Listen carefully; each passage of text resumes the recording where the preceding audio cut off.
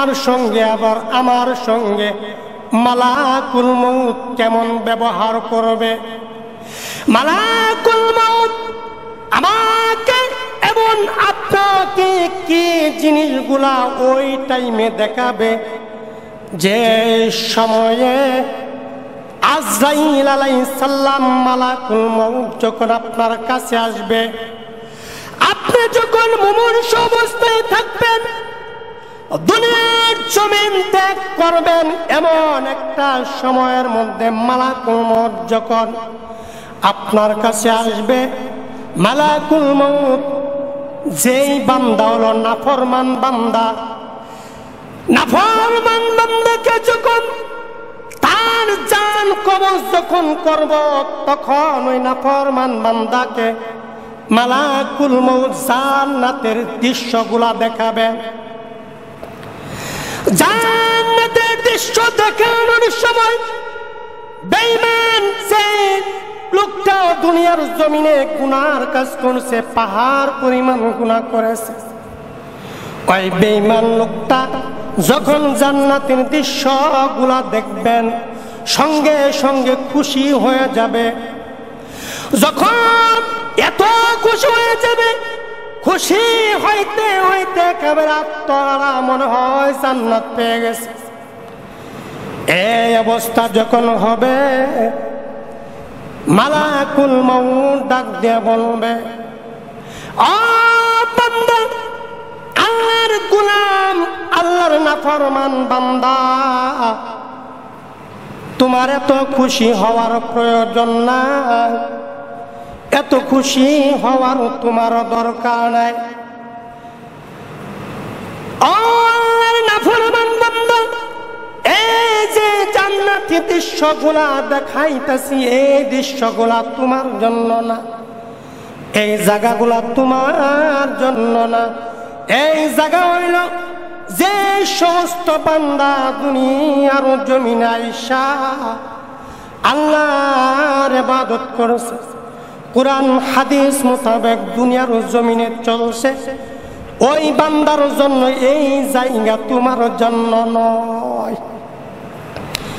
বান্দাকে, নাফরমান বান্দাকে একটু পরে জাহান্নামের ভয়াবহ বিচলিত হয়ে যাবে, চেহারাগুলো বিগড়ে যাবে। ওই বান্দার চোখ মুখ দিয়া মনে হয় আগুন বাহির হইতেছে, আগুন বাহির হইতেছে, ভয় পেয়ে যাবে, ভয় পেয়ে যাবে।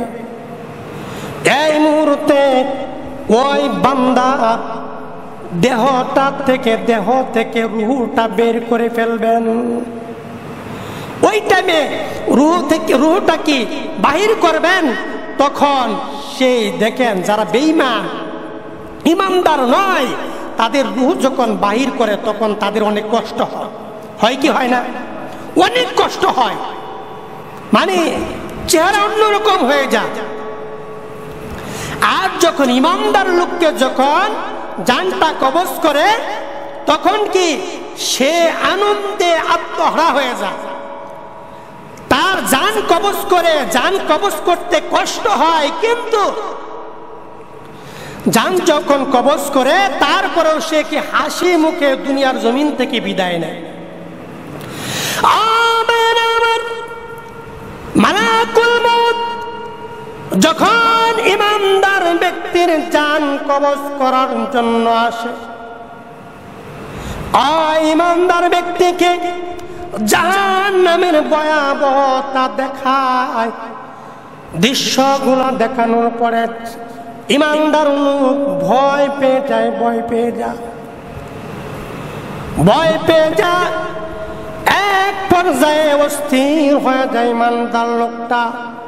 মালাকুল মউত বলে, ও আল্লাহর গোলাম, তোমার ভয় পাওয়ার কোনো টেনশন নাই, তোমার কোনো চিন্তা নাই।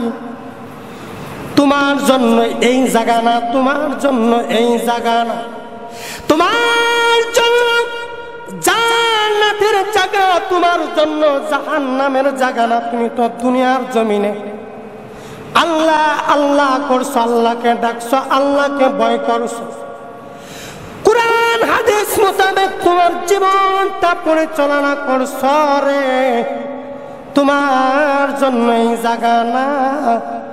কিছুক্ষণের ভিতরে মালাকুল মউত ওই লোকটাকে, ইমানদার লোকটাকে জান্নাতের দৃশ্যগুলা দেখাইলো। জান্নাতের দৃশ্য দেখানোর পরে বলতেছি এইগুলা হলো তোমার জায়গা। ইমানদার লোকটা ওই দৃশ্য দেখার সঙ্গে সঙ্গে আনন্দে আত্মহারা হয়ে গেল। মানে খুশি কি, বন্যা জোয়ার বৈশা গেল, তার খুশি যে আমার জন্য এই জান্নাত। ইমানদারি লোকের যখন জান কবজ হয়, তখন কি রুহ যখন টান দিয়ে বাইরে করা হয়, তখন তারও কষ্ট হয়, কিন্তু সে কষ্টটা অনুভব করতে পারে না। আজ তুমি আপনার সামনে, আমার সামনে জান্নাতের দৃশ্যগুলা দেখবে, দেখাইতেছে, আমি দেখতেছি। হঠাৎ করে আজরাইল আলাইহিস সালাম, মালাকুল মউত আপনার রুহটা বাহির করতেছেন, আপনি টেরই পাবেন না। সুবহানাল্লাহ করবেন না? এই যে মালাকুল মউত যখন আপনার দেহ থেকে রুহটা বাহির করলেন, এই রুহটা কোথায় যাবে? এই রুহটা কোথায় যাবে? আপনাকে তো কবরও এখনো রাখা হয় নাই, শুধু কি আপনার কাছ থেকে রুহটা নিচে। হাদিস শরীফের মধ্যে আছে আল্লাহ রাব্বুল আলামিন সঙ্গে সঙ্গে একদল ফেরেশতা জান্নাতে দুনিয়ার জমিনে প্রেরণ করেন। জান্নাত থেকে দুনিয়ার জমিনে প্রেরণ করেন একদল ফেরেশতা মালাকুল মউতের সামনে আইসা দাঁড়ায় বলে, মালাকুল মউত, আমাদেরকে রূহটা দিয়ে দেন, আমাদেরকে রূহটা দিয়ে দেন। আযাবের ফেরেশতা আইসা হাজির। যে ব্যক্তি নাফরমান, ওই নাফরমানের আত্মা নেওয়ার জন্য একদল ফেরেশতা হাজির হয়ে যায়। যেই ব্যক্তির ইমানদারের রুহটা নেওয়ার জন্য আরেক দল ফেরেশতা হাজির হয়ে যায়। যারা ইমানদারের রুহ নিবে, তারা জান্নাতি থেকে সুঘ্রাণযুক্ত একটা কাপড় নিয়ে, কাফনের কাপড় নিয়ে হাজির হয়ে যায়। যারা বেঈমানের রুহটা নিবে, জান্নাতে জাহান্নাম থেকে একটা দুর্গন্ধযুক্ত, একটা কি দুর্গন্ধযুক্ত একটা মানে চট বা কাপড়, ময়লাযুক্ত একটা কাপড়, দুর্গন্ধ কাপড় নিয়ে হাজির হয়ে যায়। যখন দেখি ইমানদারের রুহ, তখন কি ইমানদারের রুহ কবজ করার সঙ্গে সঙ্গে ওই যে আকাশ থেকে, জান্নাত থেকে যে একদল ফেরেশতা আইছে, সেই ফেরেশতা কি সঙ্গে সঙ্গে মালাকুল মউত থেকে রুহটা নিয়ে যায়। মালাকুল মউতের কাছে রুহ থাকে না, বাহির করার সঙ্গে সঙ্গে আসমান থেকে নাজিলকৃত একদল ফেরেশতা তাদের রুহ নিয়ে যায়। রুহটা নিয়ে কোথায় যায়? রুহটা নিল, এই রুহটা কোথায় যায়? একদল ফেরেশতা এই রুহটা নিয়ে কি আকাশের উপরে উঠে। কোন রুহটা? যারা ইমানদারের রুহটা যখন বাহির করে, তখন এই ইমানদারের রুহটা আকাশে নিয়ে যা। প্রত্যেকটা আকাশের দরজা আছে এবং দরজার মধ্যে, প্রত্যেকটা দরজার মধ্যে ফেরেশতা নিযুক্ত আছে, পাহারাদার। যখন এই রুহটা প্রথম আসমানে নিয়ে যায়, তখন বলতে থাকে, কার রুহ এটা? ফেরেশতারা রাখতে বলেন, এই রুহটা হলো অমুক লোকের রুহ, অমুক লোকের ছেলের রুহ, অমুক ছেলের রুহ। এই রুহটা আমি যখন নিয়ে যাব, ফেরেশতা যখন রুহটা নিয়ে যাবে, ফেরেশতারা আই যে দরজার মধ্যে যে কাজে নিয়ে যেত, ফেরেশতা বলতেছে, এটা কার রুহ? অমুক ব্যক্তির অমুকের রুহ, অমুক ব্যক্তির অমুকের রুহ। ডাক দিয়ে বলে, ওই অমুক ব্যক্তির অমুকের রুহ অনেক উজ্জ্বল, এই রুহটা অনেক পাক পবিত্র। এই ব্যক্তি দুনিয়ার জমিনে কোনোদিন খারাপ কাজ করেন নাই, কোনোদিন গুনাহ কি জিনিস, কোনোদিন গুনার কাজ করেন নাই। তার আচরণের দ্বারা, ব্যবহারের দ্বারা কোনো ব্যক্তি কষ্ট পায় নাই। এত ভালো একটা মানুষ ছিল গো, যে লোকটার কারণে জমিন থর থর করে কাঁপা শুরু করে দেয়। জমিন সব সময় তার জন্য দোয়া করতে থাকে। এত সুন্দর লোকটা ছিল, আল্লাহর কাছে এই লোকের জন্য দরখাস্ত করতে থাকে, আল্লাহ গো এই লোকটা যদি দুনিয়ার জমিনে থাকতো কতই না ভালো হতো। মাটিগুলো আল্লাহর কাছে কাইতে কাইতে বলে, আল্লাহ এই মানুষটা আমার জমিনের উপর দিয়ে চলতো, আল্লাহ আল্লাহ বলে ডাকতো, মসজিদ তার জন্য সুপারিশ করতে থাকে। আল্লাহ গো এই লোকটা দিনের মধ্যে রাত্রে রাধারে কত ইবাদত করতো। এই লোকটা সারাদিন সারা রাত না খাইয়া সারা রাত ঘুমাইয়া ইবাদত করতো। আল্লাহ গো এত সুন্দর বান্দা দুনিয়ার জমিনতে বিদায় হয়ে গেল। এমন করে কাঁদতে থাকে কাঁদতে থাকে। ফেরেশতারা ওয়েলকাম জানায়, ফেরেশতারা বললে স্বাগতম স্বাগতম, আকাশের দরজা খুলে দেয়। আর এই যে নেককার বান্দার রূহটা লইয়া যা, প্রথম আসমান, দ্বিতীয় আসমান, তৃতীয় আসমান, চতুর্থ, পঞ্চম, ষষ্ঠ, সপ্তম আসমান, প্রত্যেকটা আসমানের ভিতরে, আসমানের দরজার মধ্যে, প্রত্যেকটা দরজার মধ্যে পাহারাদার নিযুক্ত। মানে প্রত্যেকটা দরজার মধ্যে কি ফেরেশতারা প্রশ্ন করে, কার রূহ কার রূহ, বলে দে তার রূহ, উমুকের রূহ উমুকের রূহ, সবাই প্রশংসা তার জন্য কি খুলে দেয় খুলে দেয়। দেখেন না দুনিয়ার জমিনে ভালো মানুষ থাকলে প্রশংসা গায় না, প্রশংসা করে না। আহা কি লোকটা ছিল, কোনোদিন মানুষের সঙ্গে খারাপ ব্যবহার করেন নাই, খারাপ আচরণ করে নাই, এই লোকটা মারা গেল, তার জন্য দোয়া করে। দোয়া করে কি করে না, দোয়া করে না। ভালো লোক যদি দুনিয়ার জমিন থেকে বিদায় হয়ে যায় তখন তার জন্য মানুষগুলা কাঁদে, কাঁদতে থাকে এবং তার জন্য দোয়া করে। আবার কিছু কিছু মানুষ তার জন্য কি প্রশংসা গায়। দুনিয়ার জমিনে কিছু কিছু মানুষ মানুষের জন্য প্রশংসা গায় দুই একটা চা পান খাওয়ার জন্য, প্রশংসা গায় না। নির্বাচনের সময় দেখা যায় যে অমুক ভাইয়ের চরিত্র ফুলের মতন পবিত্র, নামাজ পড়ে না এক ওয়াক্ত, কথা কয় ঠিক কিনা? এটা কেমন চরিত্র অধিকারী লোকটা, নামাজ পড়ে না এক ওয়াক্ত, এটা বলে তার চরিত্র বলে ফুলের মতন পবিত্র। এমন চরিত্র লোক আমাদের বাংলাদেশে আছে না নাই? তাহলে দেখেন যে আমরা নামাজ কি জিনিস এটা বুঝি না, নামাজ কি জিনিস এটা বুঝেই না, এমন লোক বাংলার জমিনে আছে জীবনে একটা দুশো কি মসজিদে দেয় নাই, সেজদা কি জিনিস বুঝে নাই, রুকু কি জিনিস বুঝে নাই, জীবনে তার জিন্দেগিতে কোনোদিন মসজিদে যায় না। এমন লোক আছে, এমন কিছু কিছু লোক আছে যে নামাজের মধ্যে কিভাবে রুকু দেওয়া যাবে, কিভাবে সেজদা করা লাগবে, এগুলাই বুঝে না। হঠাৎ করে এক বান্দা, আল্লাহর এক বান্দা জীবনেই নামাজে যাইতো না, শুক্রবারের দিন একদম ইমাম বরাবর পিছনে দাঁড়াই গেছে। পিছনে দাঁড়ানোর পরে যখন ইমাম সাহেব সেজদায় যায়, সেজদা যাওয়ার সঙ্গে সঙ্গে ওই লোকটা কোনোদিন তো সেজদা করে নাই, সেজদার কি বুঝবো, কিভাবে সেজদা করে? সেজদা করার সময় ডান দিক বাম দিক তাকায়, কে কিমনে সেজদা করে এটা দেখে।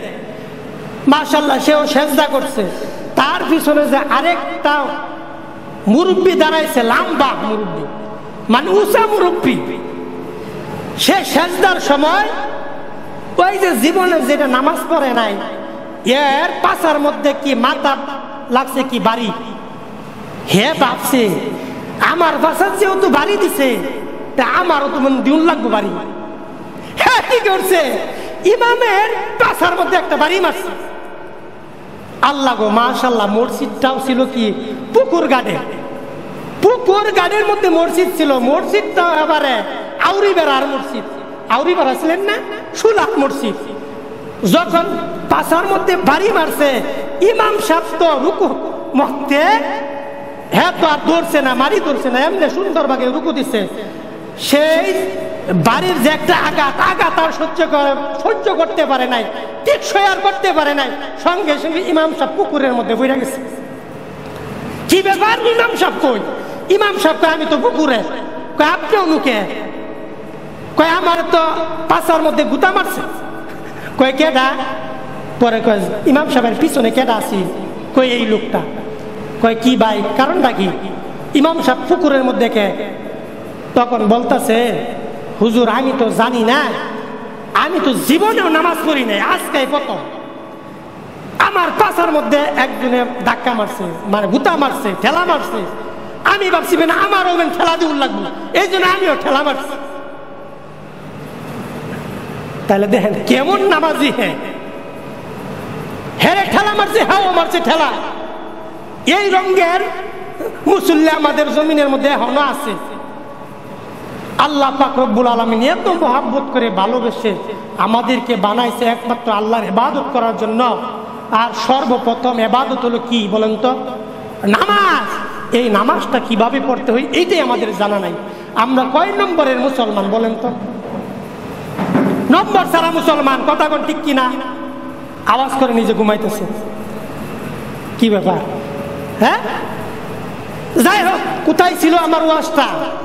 তাহলে নামাজ পড়তে হবে, নামাজের মতন নামাজ পড়তে হবে। নামাজের মধ্যে রুকু সেজদা কিভাবে করতে হবে এইটাই আমার জানা নাই। হ্যাঁ, চোখ আমার কোথায় থাকবে, হাত কিভাবে বাঁধবো, পাও কিভাবে থাকবে, আমার এইটাই জানা নাই। মসজিদের মধ্যে আইসা গেলে এদিক তাকায় ওদিক তাকায়, নিয়ত বাইন্দে আমি ফ্যান দেখি, ফ্যান কোনটা বেশি ঘুরে। এইটা আমার নামাজ না ভাই।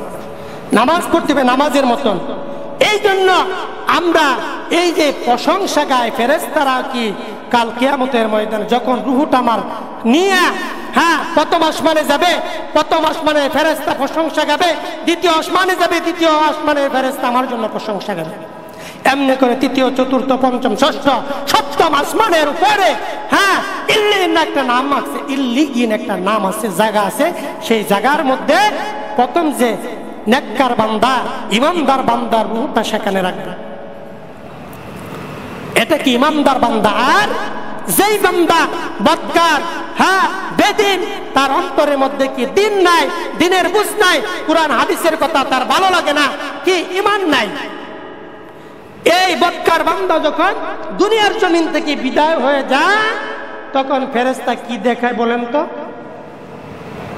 ওয়াজ বুঝলে গেছে বলছি না, প্রথম দেখে জান্নাতের দৃশ্যগুলা দেখা, তখন তো সে খুশি, এত খুশি। তখন মালাকুল মউত বলল, ভাই তোমার জন্য খুশির কোনো কিছু নাই, এটা তোমার জন্য না, এটা হলো জান্নাতি লোকের জন্য, ইমানদার লোকের জন্য। তোমার জন্য হলো কি জাহান্নাম। জাহান্নাম দেখানো শুরু করলো। এইটা দেখার উপরে সে এমন ভয় পাইল, সঙ্গে সঙ্গে চোখটা উল্টাইয়া দিল। মুহূর্তের মধ্যে মালাকুল মউত তার রূহটা নিয়ে গেলেন।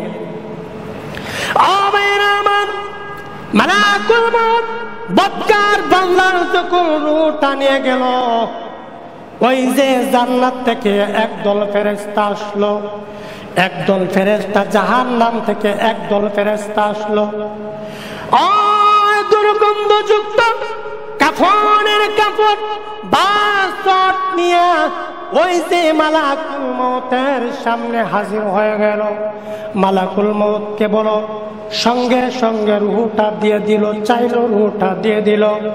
এই রূহটা লইয়া প্রথম আসমানের দিকে চলে গেল। ওই আসমানের দরজার মধ্যে যখন ফেরেশতা বলল, কার রূহ নিয়ে যাইতেছ, কার রূহ নিয়ে গেল? ফেরেশতা কার রূহ নিয়ে আইছ? ফেরেশতারা বলল, উমুকের পুত্র উমুকের রূহ নিয়ে আসলাম। দরজায় নিয়োজিত ফেরেশতা ডাক দেয়া কয়, ফেরেশতা গো, তোমরা তো জানো না এটা কার রূহ নিয়ে আইছ? এই লোকটা দুনিয়ার বদকার ছিল, নাফরমান ছিল, আল্লাহকে মানত না, নামাজ রোজা পড়তো না, কোরআন হাদিস মোতাবেক চলতো না। ফেরেশতা এই লোকের রূহ পরে নেওয়া যাবে না, আসমানে উঠানো যাবে না, এই রূহটা নিয়ে যাও, এই রূহটা নিয়ে যাও, এই রূহুর জায়গা আসমানে হবে না। ফেরেশতারা ডাকতে কই এই রূহটা কোথায় নিয়ে যাব? ওই যে দরজায় ফেরেশতা, নিয়োজিত ফেরেশতা ডাক দিয়ে কয় তুমি এই রূহটা সিজিনের ভিতরে নিয়ে যাবা। যে সিজিন নামক একটা জায়গা আছে সপ্তম জমিনের নিচে, সেই জমিনের নিচে নিয়ে যাও। এমন একটা জায়গা আছে, সেই জায়গার মধ্যে রাখবা, যেই জায়গাটা হলো ভয়ঙ্কর জায়গা, জাহান্নামের আগুনের জায়গা। বদকারের লোকের রূহটা এই সিজিনের মধ্যে রাখা হবে, নেককারের রূহটা কোথায় রাখা হবে? ইল্লিনে রাখা হবে। যখন বান্দার রূহটা কবজ করার পরে যখন বান্দাকে কাফন পরাইয়া দাফন করা হবে, ফেরেশতারা তখন ওই যে ইল্লিনে রাখছেন, সিজিনে রাখছেন রূহটা, ওই রূহটা কবরের মাঝে রেখে দিবেন। কবরের মধ্যে কি তার দেহের মধ্যে দিবেন, দেওয়ার প্রয়োজন যখন, তখন তো প্রয়োজন পড়ছে, এখন তিনটা সওয়াল জব করে না কবরের মধ্যে, তখন কি রূহটা দিয়ে দেয়, রূহ দেয়া দেয়। তখন বলে মার রব্বুকা মান দিনুকা মান হাজার রাসূল, তিনটা প্রশ্ন করে। যে ইমানদার বান্দা সঙ্গে সঙ্গে তিনটা প্রশ্নের উত্তর সঙ্গে সঙ্গে দিয়া যায়, আর যেটা বদ্দিন ইমানদার না বেঈমান, তার জন্য তিনটা প্রশ্ন করা হয়, সেই তিনটা প্রশ্নের মধ্যে কি সে কি ফেল করে, তার জন্য সঙ্গে সঙ্গে কবরটা কি জাহান্নামের আগুন হয়ে যায়। আর জান্নাতে যে ইমানদার লোকটা, তার জন্য কবরটা হলো জাহান্নামের না জান্নাতের বাগান হয়ে যায়, আর বদকারের জন্য জাহান্নামের আগুন হয়ে যায়। তাহলে আপনারা কি জান্নাতে যাবেন না জাহান্নামে? আরে বাবা কোন নাই কথা কয় না কে, জান্নাতে যাবেন না জাহান্নামে? হ্যাঁ, এই কথাটাও সোজা কথাটা বুঝেন না। জান্নাতে যাবেন এটা কি নামাজ পড়া না? নামাজ পড়া, নামাজ পড়া যাবেন না, না পড়া? যে নামাজি, এই যে ওয়াক্তের নামাজে যে এক কাতার হয় না, আজকে তো শুক্রবার মাশাআল্লাহ মোটামুটি পড়ছে, হ্যাঁ, নামাজ পড়ে তো জান্নাতে যাওয়ার লাগবে। নামাজ না পড়ে কি জান্নাতে যাওয়া যাবে? নামাজটা পড়ুন লাগবো, তারপরে জান্নাতের আশা করুন লাগবে। নামাজ যদি না পড়েন তাহলে কিভাবে জান্নাত যাবেন? তাহলে আমাদের সবারই নিয়ত জান্নাতে যাবো, ঠিক না? তাহলে আমরা সবাই জান্নাতে যাবো। আমাদের চরিত্র গঠন করতে হবে, আমাদের ব্যবহার, আখলাক, চরিত্র, এগুলার মধ্যে কি অনেক কমতি। আমাদের চরিত্র ভালো না, আখলাক ভালো না, আমরা হলাম সর্বশ্রেষ্ঠ নবীর সর্বশ্রেষ্ঠ উম্মত। আমাদের চরিত্র হবো কি সর্বশ্রেষ্ঠ চরিত্রের অধিকারী হওয়া দরকার আমাদের। কথা কোন ঠিক কিনা? সময় প্রায় শেষ, দুই একটা কথা বলাই ইতি টানবো ইনশাল্লাহ, যে আমাদের চরিত্রটা কেমন চরিত্র করার দরকার, গঠন করার দরকার। আমার জীবনটা, আমার নবীজি কিভাবে জীবনটা গঠন করছে, সাহাবেরা কিভাবে চলছে, আমাদের সেই চরিত্রের অধিকারী হতে হবে। ততটুক না পারলাম কিছুটা হলেও কেউ অর্জন করতে হবে। কথা কোন ঠিক কিনা? নবীজি কেমন ছিল? নবীকে যদি কেউ মারতো তারপরে দ্বিতীয় মার দিত না। একটা যদি চরও মারতো তারপরেও পাল্টা চর নবীজি দিত না। আর আমাদের যদি একটা চর দেয়, আমাদের চিন্তা ফিকির দুইটা চর কিভাবে দেওয়া যায়। আমারে মারলি, আমার চিনস, আমি কার ফুলা, কয় কি কয় না, তাহলে আমরা কি নিজেকে অনেক বড় মনে করি? কোনো ছোট হয়ে থাকি না, নত হয়ে থাকি না, জীবনে অনেক নিজেকে অনেক বড় মনে করি। এই জন্য নিজেকে নত সবসময় ভাববেন। হ্যাঁ, একটা চর মারলো, আপনি যদি মাফ করে দিতে পারেন, আল্লাহ রাব্বুল আলামিন সঙ্গে সঙ্গে সগীরা যত গুনাহ আছে মাফ করে দিবেন। সুবহানাল্লাহ। মাফ করার জন্য কি এগুলো মন মানসিক তৈরি করবেন। আমাদের চরিত্র কেমন করে গঠন করতে হবে? আল্লাহর নবীজি বিশ্ব নবী সাল্লাল্লাহু আলাইহি সাল্লাম এমন নবীজি, কেমন নবীজি কোনদিন মানুষকে কষ্ট দেয় না, মানুষকে কোনোদিন আঘাত করে না। আমার নবীকে যদি মানুষে মারে, ওই মারার বদলতে তার হাত মালিশ করে তার জন্য দোয়া করতে থাকে। সুবহানাল্লাহ করবেন না? আজকে একটু কষ্ট হয়ে যেতেছে, জার্নি বেশি হয়ে গেছে, গেছিলাম এক জায়গায়, কষ্ট কথা বলতে কষ্ট হচ্ছে। আমার নবীজি ইহুদের বাড়িতে কাজ করেন, হঠাৎ করে একদিন পানি উত্তোলন করার জন্য গভীর কূপের মধ্যে বালতি ছেড়ে দিয়েছেন। বালতিটা রশি ধরে ধরে তুলতেছেন, হঠাৎ করে রশি ফসকে বালতিটা জমিনে পড়ে ভেঙে গেলেন। এই দৃশ্যগুলা ইহুদি লোকটা দেখলেন, দেখার সঙ্গে সঙ্গে ইহুদি লোকটা নবীর গালের মধ্যে একটা চর বসায় দিলেন।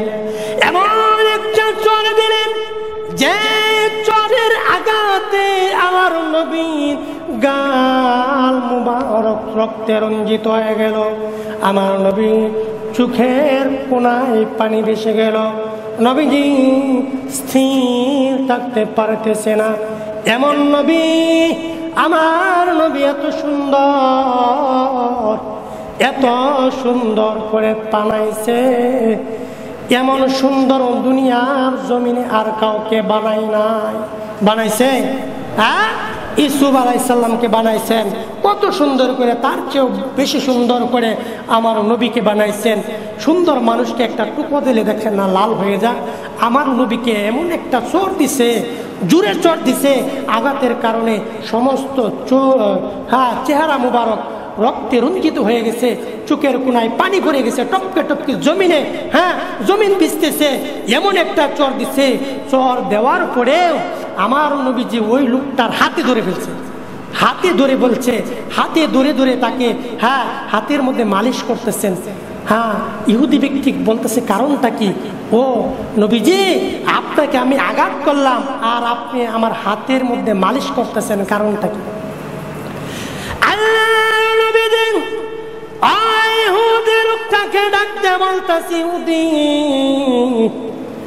ভুল করেছি, অন্যায় করেছি, তোমার নতুন বালতিটা আমি ভেঙে ফেলেছি, অন্যায় করেছি, তোমার এই বালতিটা আমি ভেঙে ফেলেছি। আগো ইহুদি, তোমার বালতি ভেঙে ফেলেছি, তোমার ক্ষতি করেছি। তোমার বালতিতে ভাঙার কারণে তোমার আমি ক্ষতি করেছি, ক্ষতি করার কারণে তোমার অন্তরের মধ্যে একটু কষ্ট লাগছে, আমাকে মায়ের দিছ, আঘাত করেছ। আমি যদি বালতি না ভাঙতাম তাহলে তুমি তো আমাকে আঘাত করতা না। ইহুদি, বালতি ভাঙার কারণে আমাকে আঘাত করেছ, আমাকে চর মেরেছ। তুমি যে চর মেরেছ, চরে আঘাতে তোমার হাতের মধ্যে তুমি মনে হয় ব্যথা পেয়েছ। আরো আসতে করি, হ্যাঁ, একটু জোরে সুরে যে বলবো সুবহানাল্লাহ। সুবহানাল্লাহ বলার দ্বারা কি লাভ না ক্ষতি? হ্যাঁ, জান্নাতের মধ্যে একটা গাছ তৈরি করে দেয়, যেই গাছের ছায়া 500 বছর একটা দ্রুতগামী ঘোড়াও যদি আরোহণ করে তারপরে ছায়া অতিক্রম করতে পারে না। তাহলে সুবহানাল্লাহর দাম কম না বেশি? একটু জোরে সুরে বললেন, মনে হচ্ছে মরে গেছেন। এই যে ওয়াজ করলে রেকর্ডিং হইতেছে, যে চকনারায়ণের পুরের মুসল্লিরা কেমন ওয়াজ শুনে এটা করলে দেখাবো। তাহলে প্রস্তুতি গ্রহণ করে লাগে। হ্যাঁ, যাই হোক, সুবহানাল্লাহর কি ফজিলত অনেক বেশি, অনেক অনেক মূল্য। যাই হোক, কি বলছিলেন?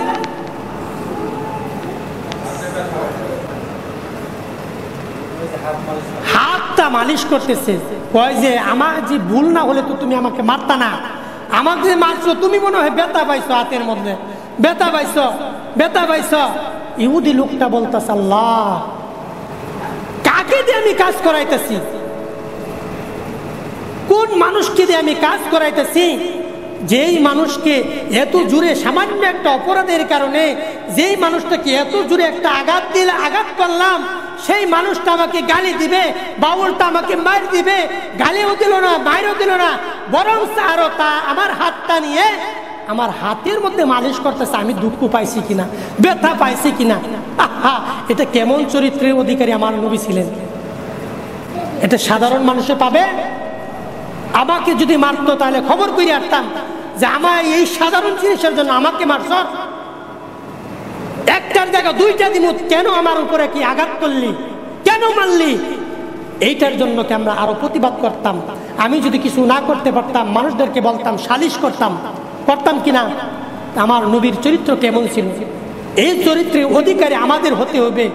হ্যাঁ, আমরা তো মুসলমান, আমরা বিশ্ব নবীর সর্বশ্রেষ্ঠ উম্মত, তাহলে আমাদের চরিত্র কি এমন হতে হবে? অন্যায় যদি কেউ করে আমরা যদি মাফ করে দিতে পারি, আল্লাহ তাআলা রব্বুল আলামিন বলছেন আমাদের সগীরা গুনাহগুলো আল্লাহ মাফ করে দিবেন।